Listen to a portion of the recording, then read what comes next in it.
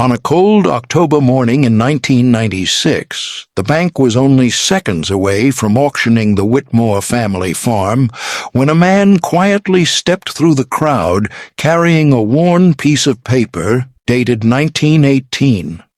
One bank manager laughed after reading the first page and called it nothing more than a worthless family keepsake.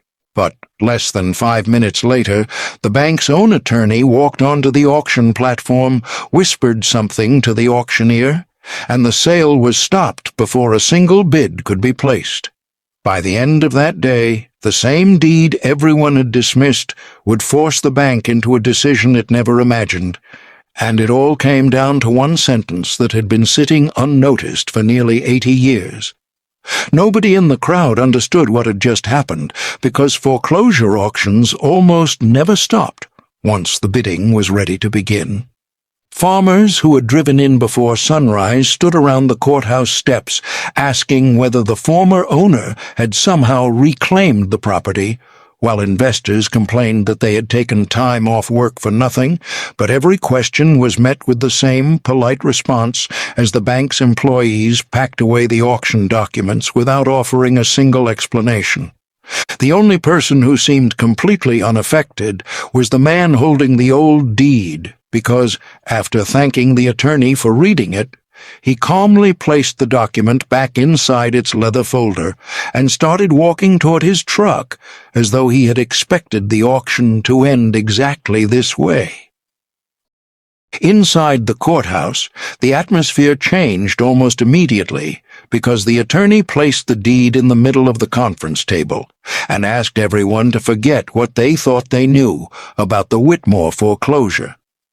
The bank manager laughed again and insisted they were wasting valuable time over an outdated family document, reminding everyone that the bank had already spent months verifying ownership before scheduling the sale.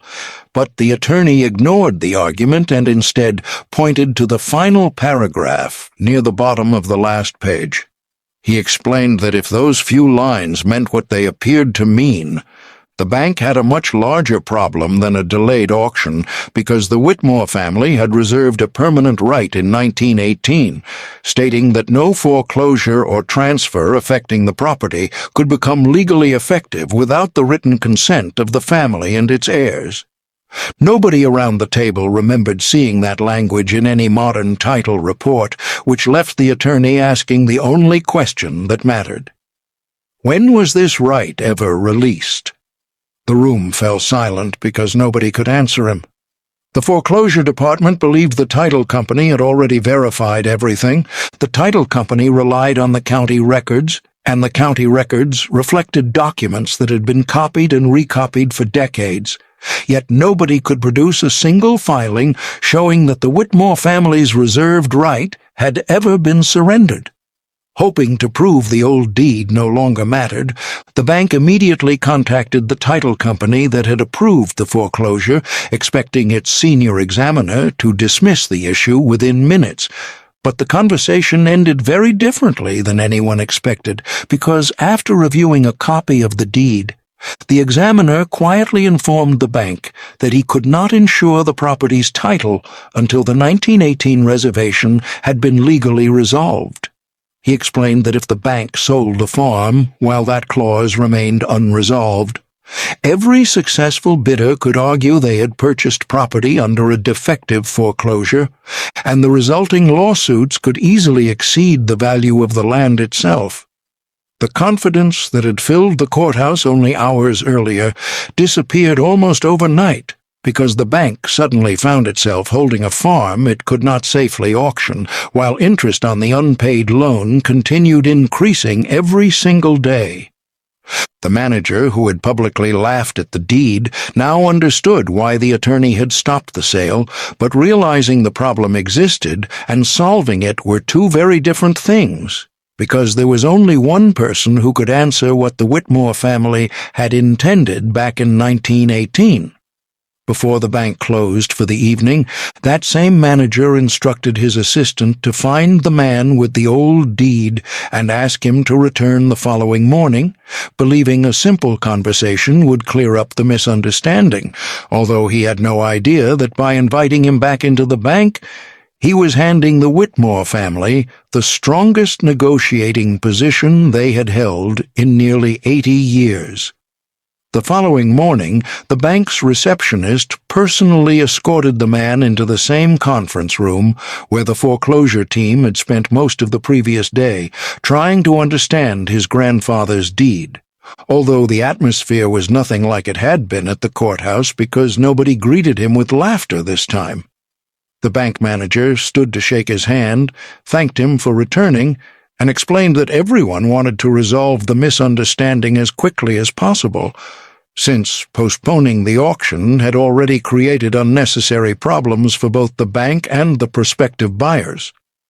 The man listened patiently, placed the worn leather folder on the table without opening it, and quietly replied that if the bank believed there had been a misunderstanding, they should begin by explaining why they had stopped the auction over a document they had called worthless only 24 hours earlier. For a brief moment, nobody answered, because every person in the room knew he had asked the one question they could not avoid. The manager eventually cleared his throat and explained that the attorney had simply acted out of caution because banks occasionally delayed sales whenever unexpected paperwork appeared, but he quickly added that caution did not necessarily mean the deed had any legal effect. He assured the man that after nearly 80 years, dozens of property transfers, and countless financial transactions, it was almost impossible to believe the old reservation still carried any real authority. The attorney remained silent throughout the explanation because he was far less interested in defending the bank's position than he was in discovering whether the man possessed anything beyond the original deed. The man slowly opened the leather folder and removed another folded document that had clearly been handled with the same care as the deed itself. He explained that his grandfather had always believed people would eventually dismiss the reservation simply because it was old, which was why he had prepared a sworn affidavit years before his death, describing exactly why the clause had been included in 1918. According to that statement, the Whitmore family had agreed to sell part of the property only after insisting that no future foreclosure could ever become legally effective without the family's written consent, because they had watched neighboring farms disappear into bank ownership during difficult economic years. His grandfather believed ownership could change, banks could merge, and records could be forgotten, but a properly recorded deed would continue speaking long after everyone involved had passed away. The manager accepted the affidavit, skimmed the first page, and pushed it aside with visible confidence before explaining that a family statement could never override modern property law. He insisted that the foreclosure had been conducted according to current legal procedures, that certified title professionals had already approved the transaction, and that no court would allow an 80-year-old reservation to undo everything that had happened since then. The man never interrupted. Instead, he quietly reached into the folder once again and produced a letter addressed to his grandfather many years earlier from a local attorney, warning him never to surrender the family's consent in writing because doing so would permanently eliminate the only protection the reservation provided. The letter wasn't a court order, and it wasn't a deed, but it proved something the bank hadn't expected because it showed the Whitmore family had knowingly preserved the reservation through every generation instead of accidentally forgetting about it. The room grew noticeably quieter as the attorney compared the letter, the affidavit, and the original deed, while the bank manager tried to regain control of the meeting by insisting there was still one simple way to settle the disagreement. He suggested bringing in an independent title specialist so both sides could accept an objective opinion, adding that if the specialist concluded the reservation no longer mattered, everyone could move forward with the auction immediately. The man agreed without hesitation, closed the folder, and calmly replied that he had no objection because the documents had not changed in nearly 80 years, which meant they would say exactly the same thing to the next expert as they had to the first. Later that afternoon, one of the state's most respected title specialists arrived carrying several reference books and decades of experience handling complicated land disputes. The bank manager welcomed him with obvious confidence because he believed the meeting would finally put an end to the growing uncertainty, but that confidence slowly disappeared as the specialist spent nearly 40 minutes reading every page without offering a single opinion. He examined the deed line by line, compared it with the foreclosure documents, requested certified copies of the county records, and eventually asked for every recorded transfer involving the property since 1918. Nobody in the room spoke while he worked because his silence had become far more unsettling than any argument either side could have made.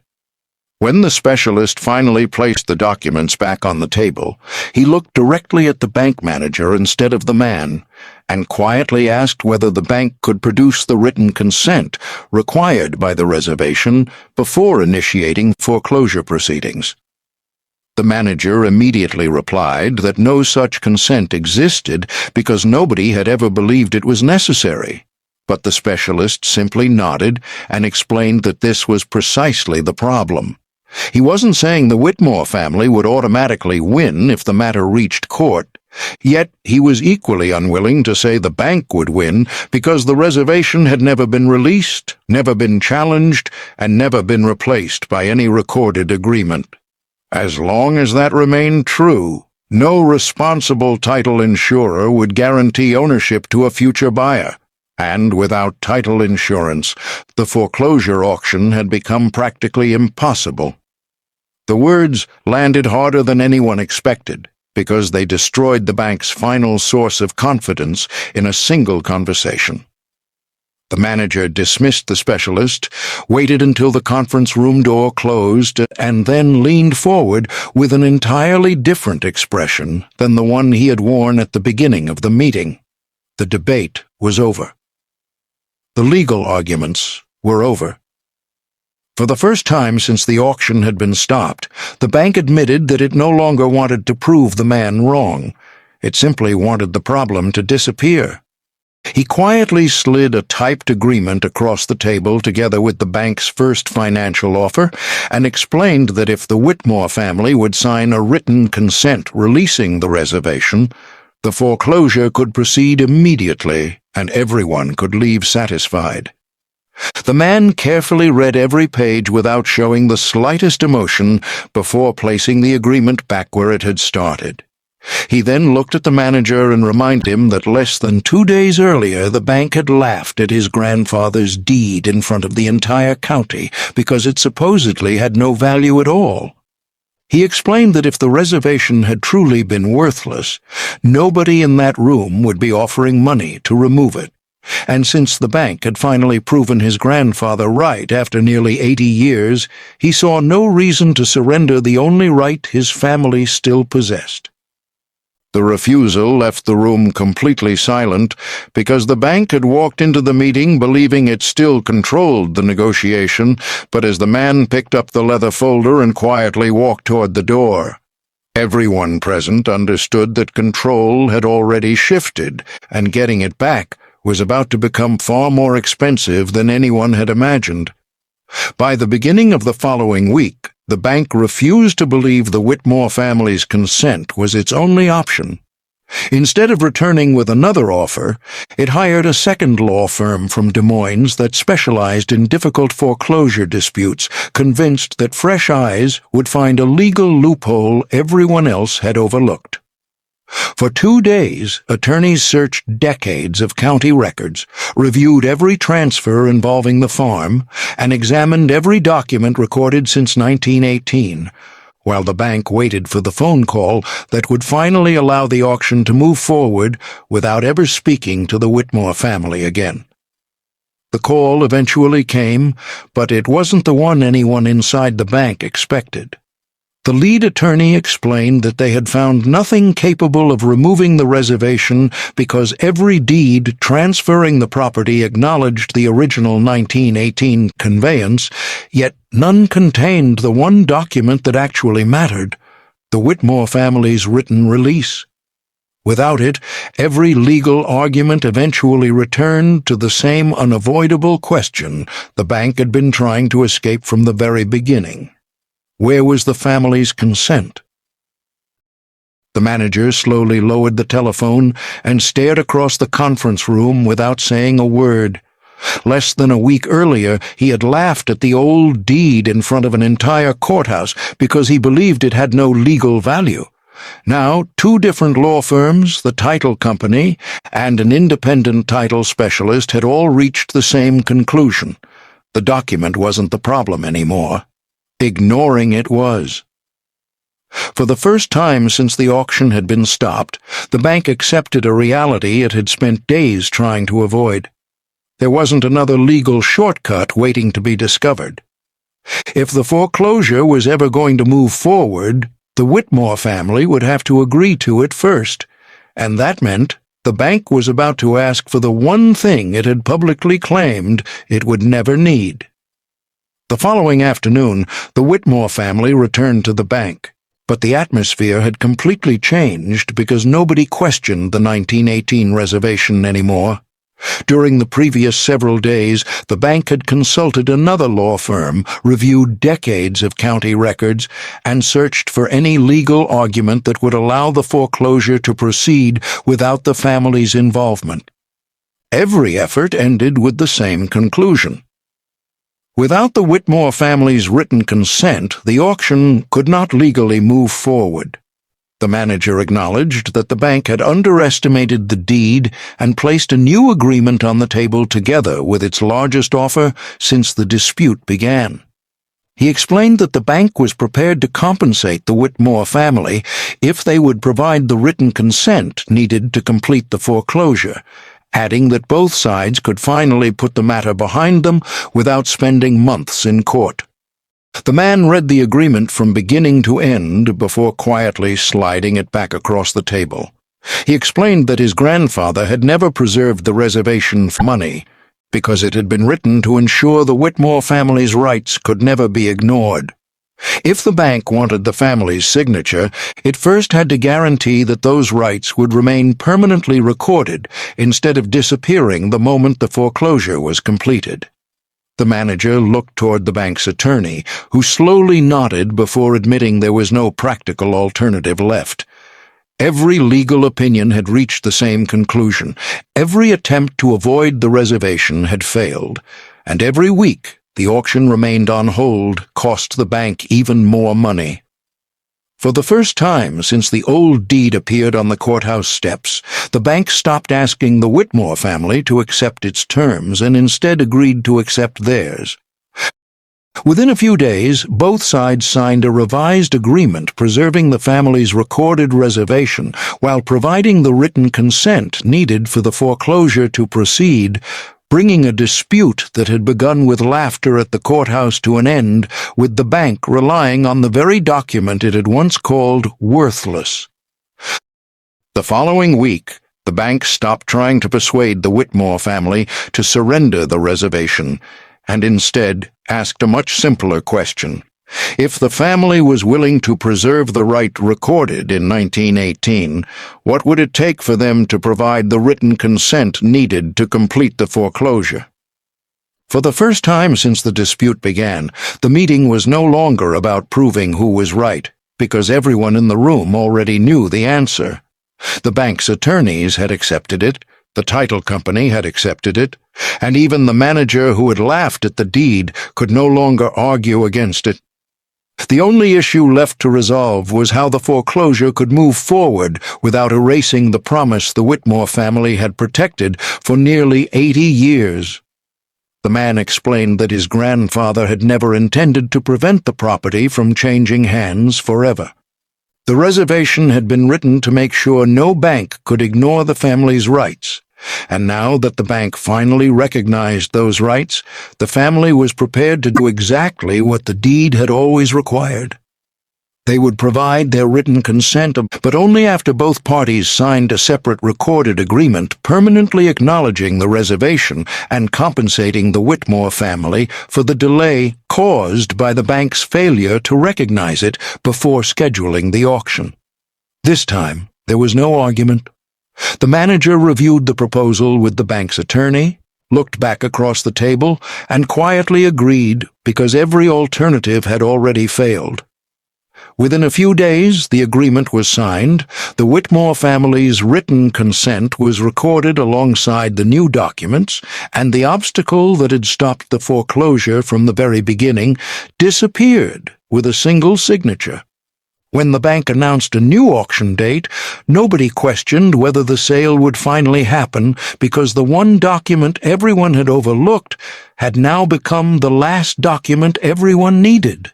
Several weeks later, the courthouse steps filled with farmers, neighbors, and investors for the second auction.